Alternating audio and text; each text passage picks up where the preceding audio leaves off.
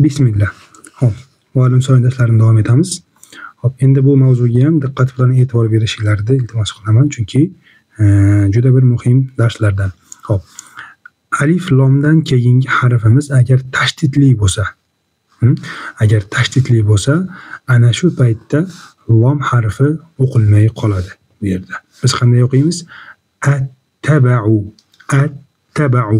Ya'ni to'g'ridan to'g'ri ta'ni o'qiymiz yoki as-samaru, as-samaru. Ad-dakhalu, ad-dakhalu. Lom o'qilmaydi. Sababi nima? Alif lomdan keyin, alif va lomdan keyin tashdid kelganligi uchun. Agar tashdid kelmasa, bu joyda nima? Sukun keladida, u lom o'qiladi. Lekin tashdidli kelgan hollarda, alif lomdan keyingi tashdidli holatlarda o'qilmaydi. Az-zahabu. Ikkita z bor, biri sukunli va biri harakatli. Ana shu sukunli zni birinchi o'qiymizda. Az-zahabu. Ya'ni tashdidni bildiramiz. Ar-rasadu, ar-rasadu.